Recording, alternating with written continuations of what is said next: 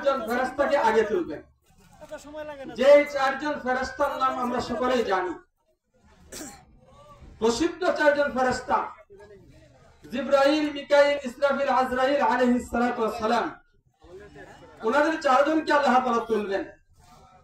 তোলার পরে আল্লাহ তাআলা হুকুম করবেন জিবরাইলকে, ও জিবরাইল, আমার বন্ধু আমার হাবিবের রওজা কোথায় তালাশ করো, আর ওই রওজা ধার থেকে নবীজিকে তুলে মাকামে মাহমুদে বসায়া দাও। সুবহানাল্লাহ।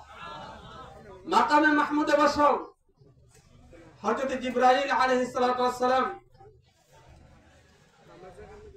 আল্লাহ তাআলার হুকুম পাওয়ার পরে উনি বেচৈন হয়ে যাবেন,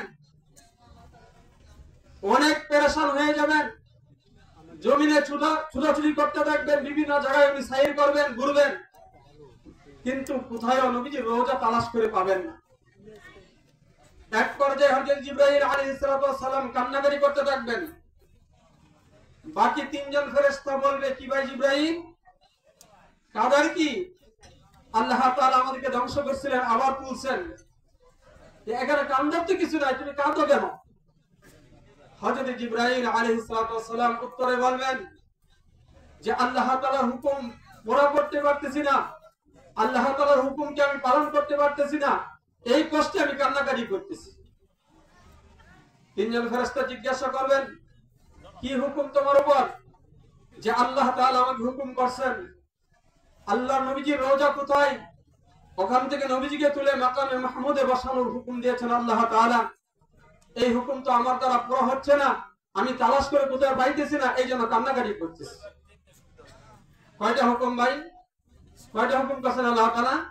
একটা হুকুম। আল্লাহ তাআলার এত নিকটস্থ একজন ফেরেশতা, এই ফেরেশতাকে আল্লাহ তাআলা একটি হুকুম করছেন, আর ওই হুকুমকে পুরো করতে পারে না, এই জন্য অনেক কান্নাকাটি, অনেক পেরেশান।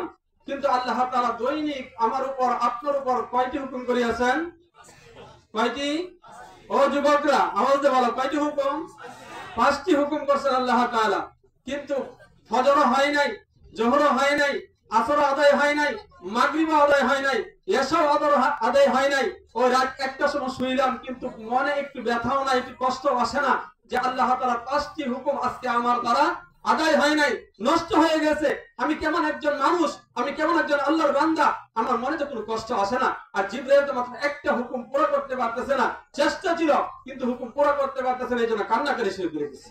সুবহানাল্লাহ, সুবহানাল্লাহ। ও যুবক, তোমার মতো অনেক যুবককে মাটি গ্রাস করে ফেলছে, তোমার মতো অনেক যুবককে মাটি খেয়ে ফেলছে। নাই, তুমি কি ভাবতেছো তোমার দাদা জীবিত আছে, তুমি মনে হয় মরবা না? অনেক দাদা দুনিয়াতে আছে, নাতি দুনিয়াতে নাই। এরকম ইতিহাস মনে হয় পৃথিবীতে নাই, না? আছে। অনেক পিতা দুনিয়াতে আছে, সন্তান নাই। তুমি আমি সকলেই চলে যাব, কিন্তু আল্লাহ তাআলার হুকুম অবশ্যই পুরো করা দরকার। ওই তিনজন ফেরেশতা হযরত জিবরাইল আলাইহিস সালামকে সান্ত্বনা দিতে বলবে যে পেরেশানির কিছুই নাই, পেরেশান হতে হবে না, তোমাকে যে আল্লাহ সৃষ্টি করছে, এই মাটিকে তো সেই আল্লাহই সৃষ্টি করছে, তুমি যার মাখলুক, এই মাটি তো তারই মাখলুক, অতএব পেরেশানির কিছু নাই। মাটিকে জিজ্ঞাসা করো, মাটিই তো বলে দিবে নবীজির রওজা কোথায়। সুবহানাল্লাহ। এবার জিবরাইল আলাইহিস সালাম কিছুটা সান্ত্বনা হওয়ার পরে মাটিকে জিজ্ঞাসা করো, ও ভাই মাটি, তুমি যে আল্লাহর সৃষ্টি, আমিও সেই আল্লাহর সৃষ্টি, আল্লাহর হুকুম পুরো করতে পারতেছি না, তুমি কি একটু সংবাদ দিবা নবীজির রওজা কোথায়? মাটি উত্তর দিবে, ও ভাই জিবরাইল, ও ভাই জিবরাইল, আল্লাহ যে ইসরাফিল আলাইহিস সালামকে সিংহায় ফুঁক দেওয়ার জন্য বলছিলেন, ওই সময় যে সিংহায় ফুঁক দেওয়া হয়েছিল, মাটিগুলা, পাহাড়গুলা রোয়ের মতো উঠতেছিল, আর ওই পাহাড়ের চিহ্ন, মদিনার চিহ্ন, কোনো চিহ্ন বাকি নাই। অতএব নবীজির রওজা কোথায় আমি তালাশ করে দিতে পারবো না, আমি ঠিকানা দিতে পারবো না। জিবরাইল আলাইহিস সালাম আবার ছুটাছুটি শুরু করলো। হঠাৎ করে দেখতে বললো মাটির নিচ থেকে এক আলোর প্রকাশ অনেক উপর পর্যন্ত উঠে গেছে। সুবহানাল্লাহ।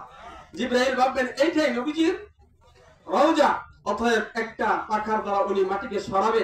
আমার আপনার নবী, বিশ্ব নবী, আকায়ে নামদার, তাজেদার মদিনা, রাহমাতুল লিল আলামিন, শাফিউল মুজলিমিন হযরত মুহাম্মদ আহমদ মুস্তাফা সাল্লাল্লাহু আলাইহি ওয়াসাল্লাম মাথাকে ঝাড়া দিয়ে উনি জমিনে ঝাড়াবেন। সুবহানাল্লাহ। জমিনে দাঁড়ায় সামনের দিকে তাকায় দেখবেন কোন মানুষ নাই, ফাঁকা জায়গা। ডানে তাকায় দেখবেন কোন মানুষ নাই, ফাঁকা জায়গা। ওই বামে তাকায় দেখবেন কোন মানুষ নাই, ফাঁকা একবারেই। ওই পিছনের দিকে তাকায় দেখবেন কোন মানুষ নাই।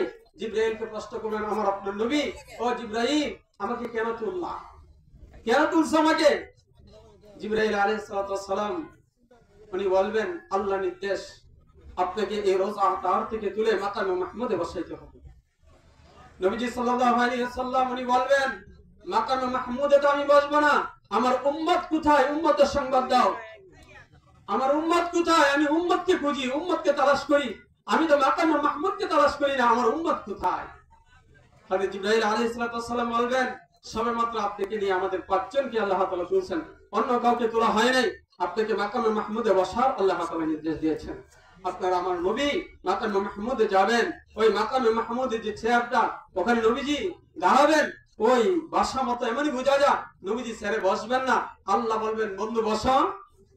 আমার নবীজি উত্তর দিবেন, ওগো আল্লাহ, আমি বসলে আমার এতিম উম্মত, অসহায় উম্মতকে তালাশ করে জাহান্নাম থেকে মুক্তি করে জান্নাতে কে পৌঁছাবে? আমার উম্মতকে আগে আমি জান্নাতে পৌঁছাবো, তারপরে মাকামে মাহমুদে আমি বসবো।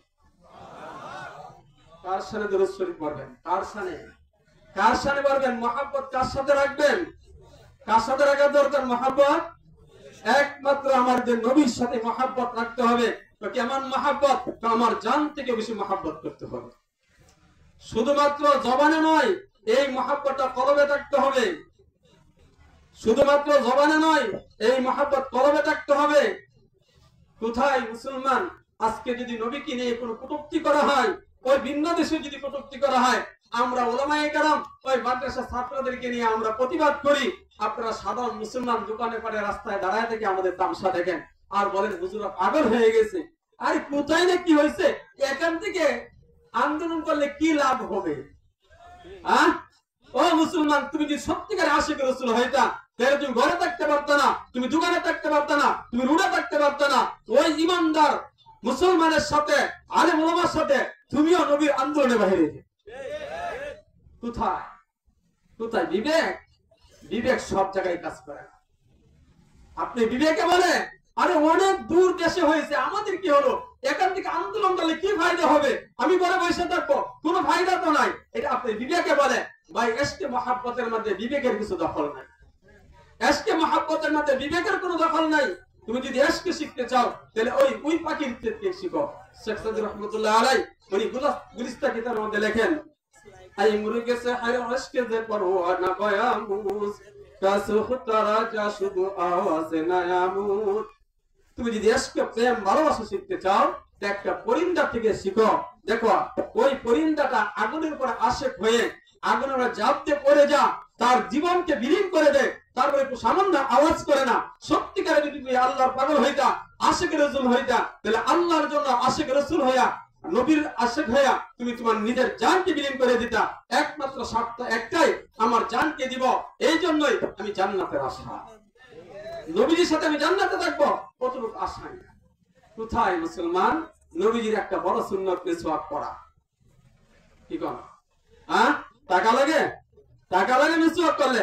যদি আমি এখন কষ্ট করি, আশার নামাজ আমরা আদায় করছি, আমরা কয়জন মিসওয়াক করছি? তাহলে মনে হয় খুব কম মানুষই হাত তুলবেন। নবীজির বড় সুন্নত ছিল, কিন্তু এই সুন্নত আমার থেকে আদায় হয় না। এই সুন্নত আমার থেকে আদায় হয় না। ও যুবক, নবীজি তো সুন্নত দাঁড়িয়ে রাখা বড় একটা সুন্নত, তোমার মুখে তো আজ দাঁড়িয়ে আসে না। কারণটা কি?